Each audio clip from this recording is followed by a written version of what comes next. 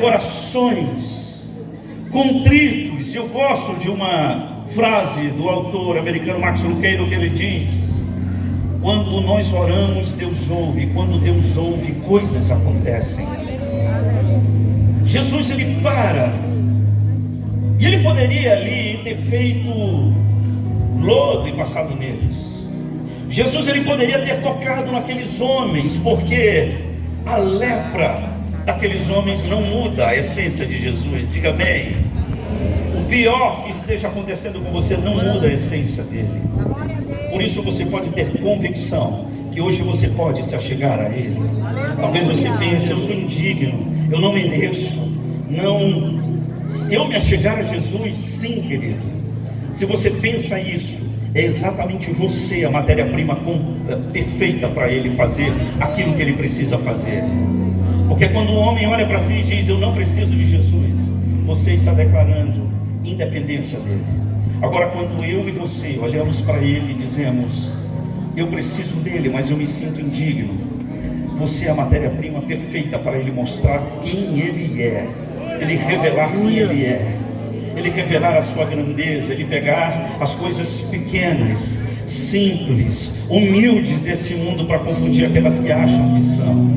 Ele pega aqueles que sentem muitas vezes vergonha de estar sentado no meio de tantos homens importantes de terno e gravata, e ele diz na sua palavra que ele ergue do monturo necessitado e faz assentar com os príncipes, com as princesas do seu povo. Alguém pode glorificar a ele por isso? É por isso que Deus é especialista em honrar aqueles que não veem honra em si mesmo, porque essa é a melhor maneira dele mostrar quem ele é.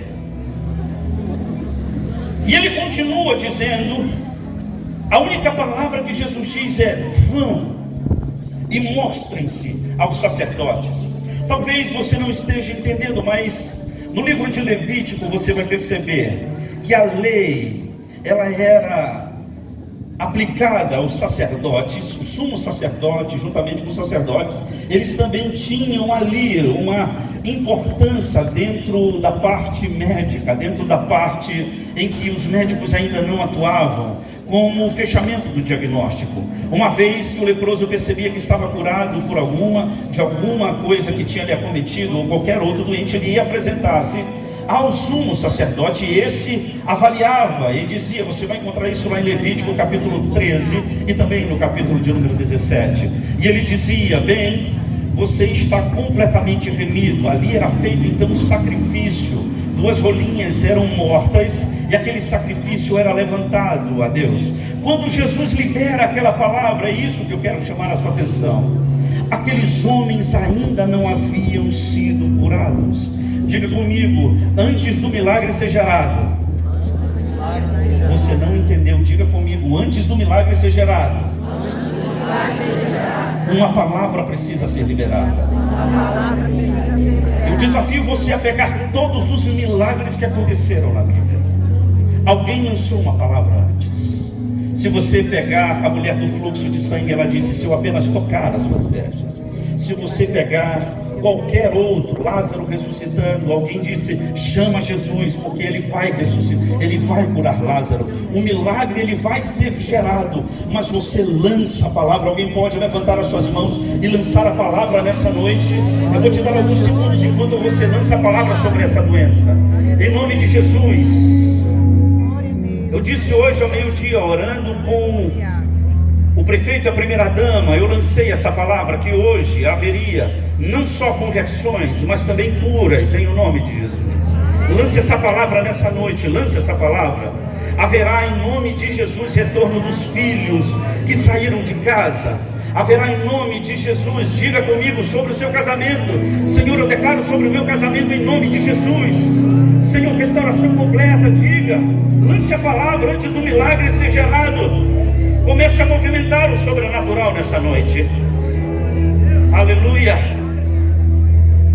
Jesus disse: vão e apresentem-se. Aqueles homens então começam a ir em direção ao templo, obedecendo a Jesus. Eles começam então a andar e conversando. Eu fico imaginando, querido, a Bíblia não fala sobre essa conversa, que é cabeça de pregador, conjecturando comigo mesmo, pensando. Imagina só aqueles homens conversando, dizendo: vem cá, e aí Zaquinha? Tu acha que a gente vai ser curado mesmo? Eu acho, não, eu tenho certeza, porque eu ouvi que ele curou um cego ontem, um tal de Bartimeu. Eu tenho a certeza. Vem cá, e aí, o que você acha, meu amigo? Eu não acho nada, nós vamos para o templo obedecer aquilo que ele disse. Se ele disse que vai fazer, que vai acontecer, então vai acontecer, aleluia. E no caminho, querido, uns olhando para os outros, de repente, eu imagino alguém olhou e disse: meu amigo, cadê aquelas manchas que estavam no seu rosto? Elas não estão mais. Sua pele está parecendo como de um bebê. Ele disse: meu Deus, o meu braço também. Eu fico imaginando aqueles homens atônitos, enquanto estavam indo obedecer. Eles começam então a ver um milagre acontecer, querido. Para acontecer um milagre precisa haver uma palavra liberada. Além da palavra liberada, precisa haver obediência em seguir aquilo que ele disse para você fazer. Lembro-me de um certo homem também leproso, em que depois de ter um discernimento e um direcionamento de uma garota sobre o profeta Eliseu, ele chega até o profeta Eliseu, e quando recebe a palavra, olha só, dá 7 mergulhos no Jordão. Ele diz: eu não vou fazer isso. E o homem que estava com ele: Senhor, se eu te pedisse uma coisa difícil, o senhor faria? Faria. Então por que o senhor não faz? Eu faço. Deus já liberou uma palavra. Aleluia, Deus. Faça assim, balance a mão. Assim, ó. Fé é a chave. Você está com a chave na mão. Nós vamos hoje apenas colocar ela na ignição e girar. Amém, queridos? Você está com a chave chamada fé na mão. Você só vai colocar na ignição com a palavra liberada, em obediência àquilo que ele está dizendo, e você vai viver a partir de hoje um romper sobrenatural. Aqueles homens então começam a entreolhar-se e dizer: verdadeiramente ele é o Filho de Deus, verdadeiramente a palavra que ele liberou sobre nós está se cumprindo. Nós estamos aos alvos mais que a neve. Quando de repente, querido, e agora eu saio dessa conjectura, no verso de número 15 nos diz: um deles, diga comigo, um deles. Eu não disse 2, eu não disse 3, eu disse um deles. Quando viu que estava curado, voltou, louvando a Deus em alta voz. Glória a Deus. Eu quero que você olhe para cá. Eu vou abrir esse parênteses. Está faltando uma cadeira aqui, gente, que eu pedi para deixar aqui. Obrigado, meu irmão. Faz parte da mensagem. Imagine você chegando numa mesa, na mesa de Deus, e de repente você pede: licença, Senhor, tem 3 lugares, qual deles eu sento? Isso não está na Bíblia, isso aqui é só uma história, tá bom, querido? Para você entender o que nós queremos falar nessa noite. E Deus vai e te diz: bem, são 3 cadeiras, mas não sou eu que digo onde você senta. Você precisa escolher aonde você senta. Eu quero falar rapidamente sobre essas 3 cadeiras. Cadeira chamada, diga comigo, o reino de Deus. Diga bem forte: o reino de Deus. Segunda cadeira chamada o reino do eu. E a terceira chamada o reino do mundo. Essa terceira cadeira jaz no maligno. A Bíblia fala que o homem que escolhe sentar nessa cadeira, a Bíblia o chama de um homem natural, o homem que zomba das coisas de Deus, e não faz sentido para ele isso aqui que nós estamos fazendo. Esse homem muitas vezes sorri e desdenha. A Bíblia diz que ele está envolto em seus pecados, e muitas vezes ele está com os seus olhos vendados. Esse homem natural, ele é alvo de nossas orações hoje. Você pode dizer amém? O Espírito Santo hoje está removendo escamas dos olhos. O Espírito Santo hoje está encontrando Nicodemos aqui nessa noite. Um homem que se encontrava em João 3, essa história.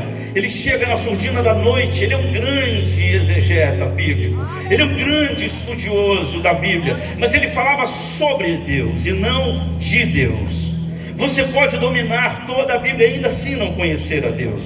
Então ele chega para Jesus e diz: o que eu preciso fazer para herdar a vida eterna? Ele era um homem natural. Havia escamas ainda em seus olhos e muita coisa não fazia sentido, apesar dele conhecer toda a lei. Jesus então, sem dar boa noite, diz: necessário, querido, é você nascer de novo. Nascer da água e do Espírito. Onde estão aqueles que foram nascidos de novo? Nascer, pastor, como eu nasço de novo? Nicodemos diz: eu estou velho, como é que eu vou voltar para o ventre da minha mãe? Ele ainda não tinha entendido o mistério que Jesus aponta posteriormente na cruz. E ele diz, João 3,16. Oh, aleluia.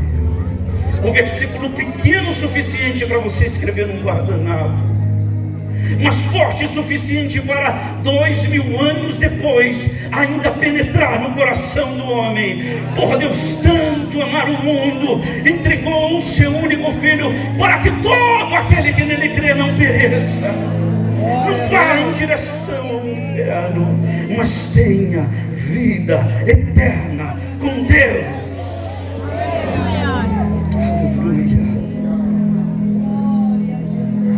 Passamos então de homens naturais alcançados pela graça. Nós então passamos a entender as coisas de Deus. E há um texto que eu gosto muito, que Paulo escreve para falar sobre a segunda cadeira. Esse texto, ele está lá na primeira carta aos Coríntios, capítulo de número 3, verso do 1 ao 3. Ele vai falar: irmãos, eu vos escrevo. Ele fala irmãos, eu estou falando de crente, diga crente. Ele diz: eu vos escrevo, pois vocês são carnais, são como os meninos na fé. Aleluia. Eu quero que você redobre a sua atenção, porque a mensagem agora ela vai ficar boa, amém, queridos?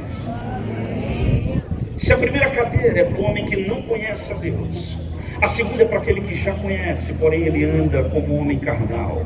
E ao contrário do que você pensa, carnal não é simplesmente aquele que somente anda praticando o pecado. Carnal é aquele que se baseia como uma criança pelos seus sentimentos. É aquele que vive paralisado pelo medo. É aquele que só faz se sentir paixão. É aquela que só vai para a igreja se sentir de Deus. É aquele que só lê a Bíblia e só ora se sentir que tem que fazer.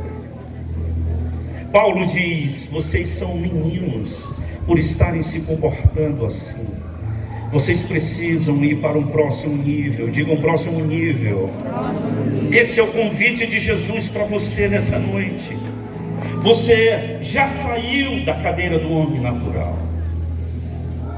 do reino do mundo. Muitos estão aqui no reino do eu, pregam baseado apenas naquilo que sentem. Muitas vezes estão engordados por uma agenda ministerial. E deixa eu te falar, eu estou falando isso porque eu já vivi isso. Agenda ministerial não significa agenda de Deus. Nós precisamos tomar muito cuidado. Você pode dizer amém? Amém. Escute isso. Aqueles homens, eles estavam ali sedentos, vivendo como naturais. Quando Jesus diz para eles: vão e apresentem-se, eles passam então a obedecer a sua voz. Eles passam então a agir impulsionados por aquele sentimento de expectativa. E eles vão. E é maravilhoso, porque no caminho e obediência eles são curados. Só que existe uma terceira cadeira, a cadeira do homem espiritual. Diga comigo, o homem espiritual, ele discerne as coisas espirituais. No reino do eu, o homem carnal, ele quer resolver tudo debaixo do tapa, da faca, quer cortar a orelha.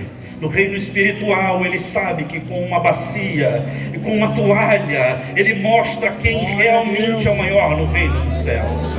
No reino do homem carnal, ele olha no meio da tempestade e diz: vem um fantasma aí, porque o medo está dominando. Aqui no reino do homem espiritual, aquele que discerne as coisas do Espírito, este diz: sobre a tua palavra nós lançaremos a rede. Aqui na cadeira do homem carnal, nós queremos resolver tudo na força do nosso braço. Nessa cadeira do homem espiritual, aqueles que experimentam sentar, eles vão resolver no joelho, e sabem que aquele que advoga por eles, ele entra, aleluia, ele entra na peleja. Por isso ele é chamado de o Senhor dos Exércitos. Por isso ele é chamado de Jeová Sabaoth, o general de guerra, aleluia. Onde estão aqueles que estão levantando da cadeira do homem carnal e levantando-se como homens espirituais essa noite? Levante a mão comigo, por favor. Querido, eu vou te falar uma coisa: isso